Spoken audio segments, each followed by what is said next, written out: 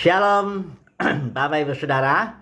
Kita lanjutkan renungan kita masih dengan tema menjalankan kerajaan sorga di bumi ini. Kita sudah sampai kepada kasus Israel di zaman hakim-hakim. Kita tahu ya, Israel merupakan simbol daripada gereja. Jadi, apa yang dialami oleh Israel itu juga dialami oleh gereja ya. Nah, mari kita melihat dulu di zaman hakim-hakim, yaitu suatu zaman di mana Yosua, Kaleb, Imam Eleazar, apa semua tua-tua itu sudah mati ya. Dan mereka sudah berperang ya. Di kitab Yosua ada tertulis itu, dari segala yang baik yang Tuhan berikan kepada kaum Israel, tidak ada yang tidak dipenuhi. Semuanya terpenuhi. Memang negeri itu aman. Dalam arti bukan berarti seluruh 7 bangsa sudah habis, bukan. Dalam arti kemenangan sudah dijalankan oleh Joshua dan timnya itu, dan ya sudah menang, sudah memiliki apa. Tapi kan nanti Israel harus berkembang biak ya, pracucu, dan menaklukkan sisa bangsa-bangsa itu yang ditinggalkan Joshua itu ya. Nah, kemudian mari kita melihat dulu ya bagian firman Tuhan ini, apa yang terjadi setelah Joshua mati ya, dan angkatannya. Ayat 10 ya sahabat, di Hakim-Hakim pasal 2 ini aja ya.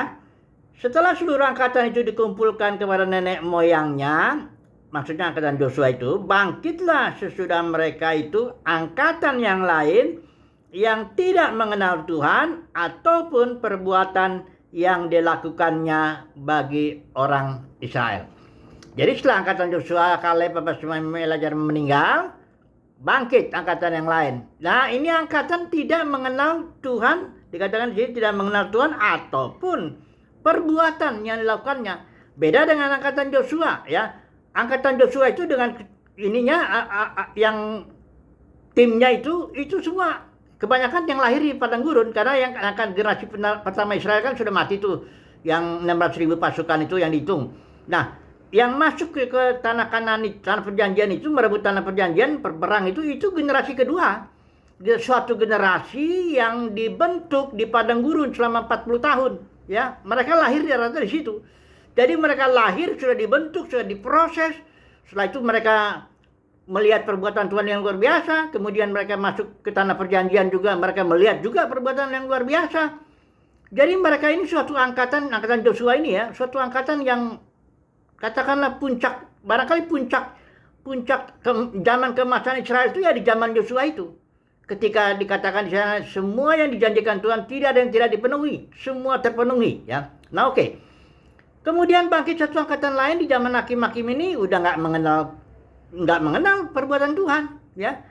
Jadi penyakitnya tuh orang nggak mengenal perbuatan Tuhan, nggak mengalami kuasa Tuhan ya. Itu makanya Yesus bilang tuh, kamu sesat karena kamu nggak mengerti kitab suci dan juga nggak mengalami kuasa Tuhan itu. Itu penting ya bagi kita. Nah, sekarang oke lah.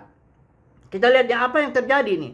Mereka akhirnya dikatakan di ayat 3, demikianlah mereka meninggalkan Tuhan dan beribadah kepada Baal dan para Asitoret. Mereka kawin campur dengan bangsa-bangsa 7 bangsa itu yang sisa itu ya. Kemudian mereka juga nggak berperang dan sebagainya lah. Nah, Tuhan berbelas kasihan ya. Tuhan kasihlah penderitaan. Kemudian mereka berseru, berteriak. Nah, Tuhan kasih hakim-hakim ya, ada Otniel, ada Ehud, ada Gideon, ada Deborah, ada macam sampai Simpson itu semuanya kita lihat ya. Tapi mereka beribadah kalau ada hakim itu. Nanti hakimnya mati, mereka jatuh lagi penyembahan berhala lagi. Jadi kayak kehidupan rohaninya kayak gini, naik turun dia ya.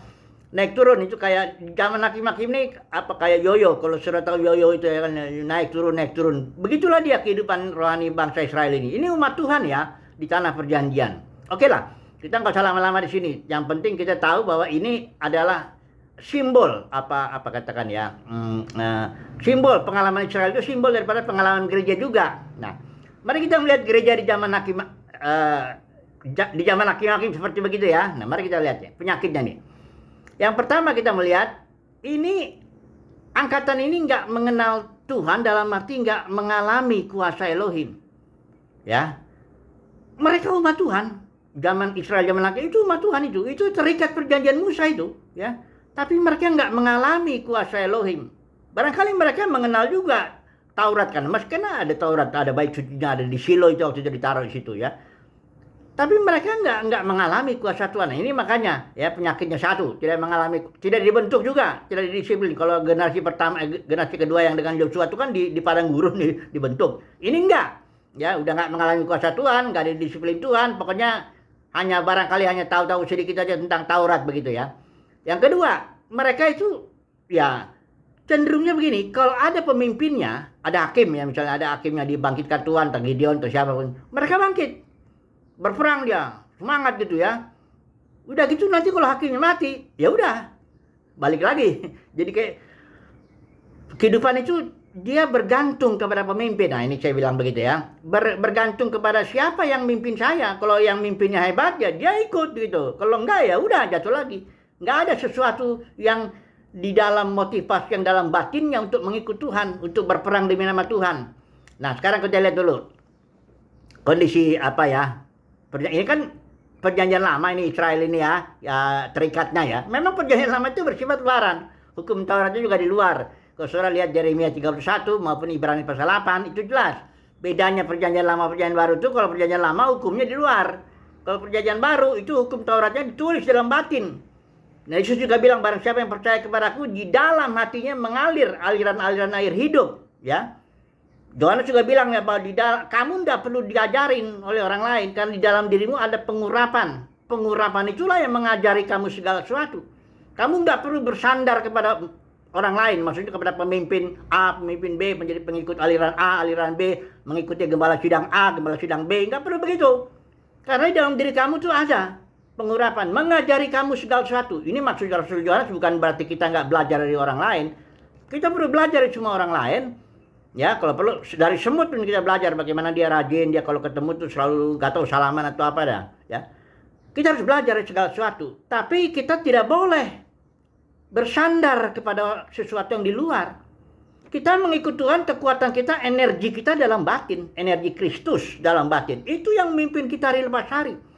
Kita nggak tergantung siapa pemimpinnya di zaman kita atau siapa yang kita nggak ada pengaruh lah hal-hal luaran itu. Kita energi kita yang menggerakkan kita di dalam batin ini. Itulah makanya kita stabil, bisa ikut Tuhan stabil. Hari lepas hari kita tetap doa, baca Alkitab, memuji Tuhan, mencari kehendak Tuhan, lakukan terus. Ya, nggak peduli di luaran atau masalah apapun menimpa kita, apapun kita di dalam, karena kekuatan kita di dalam batin. Itulah dia bedanya Kristen perjanjian baru itu. Ya.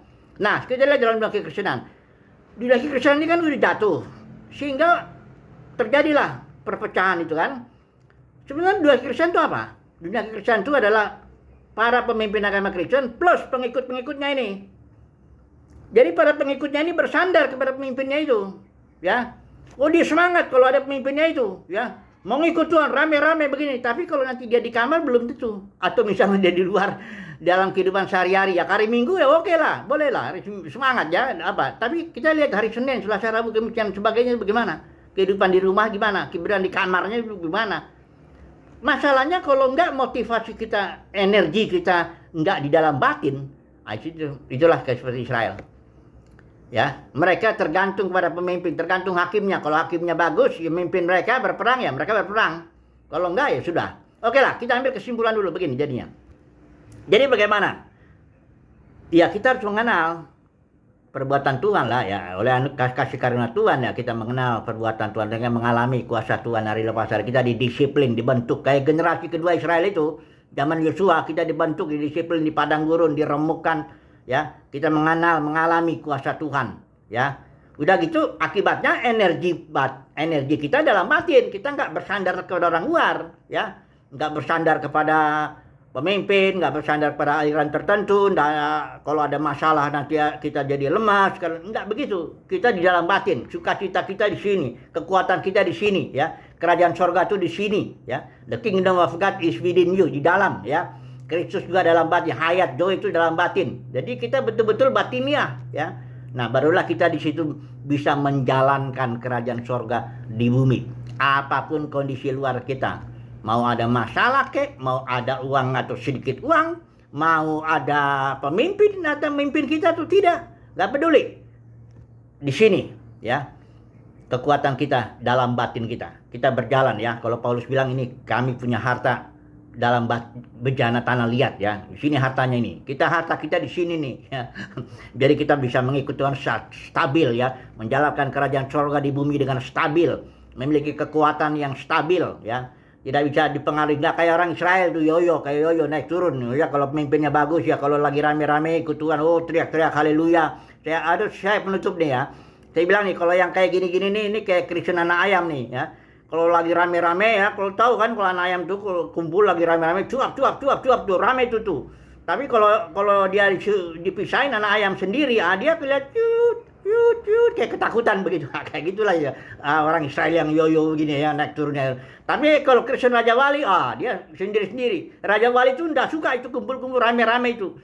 Dia punya komunitasnya komunitas Raja Wali, terbang tinggi dia terus ya. Kalau ada badai bagus, malah dihantam badai makin dia tinggal atur sayapnya ya supaya dia ini. Saya pernah lihat tuh pertunjukan Raja Wali, luar biasa. Raja Wali terbang tuh nggak kayak kelepek-kelepek begini. Ini dia hanya mainkan sayapnya untuk menghantam badai itu diaturnya sama dia ya. Oke lah, semoga saudara saya mendapat kasih karunia lah untuk menjadi Kristen Raja Wali. Untuk memiliki energi yang batiniah ya, dalam batin energi kita untuk mengikut Tuhan, energi kita untuk menjalankan kerajaan sorga di bumi, itu energi batiniah. Kita nggak tergantung dari orang pemimpin sini, tergantung masalah ini. Kalau sedang enak masalah kita enggak gitu. Pokoknya yang luaran tuh nggak ada penghulu, itu kita serahin sama Tuhan lah. Itu urusan Tuhan itu, yang di luar itu. Kita kadang-kadang kan memang nggak bisa kita kontrol kan, terserah itu ya. Tapi yang penting di batin kita ini, kita memiliki kekuatan Kristus di dalam batin kita ya. Christ in you, the hope of glory ya. Haleluya. Amin.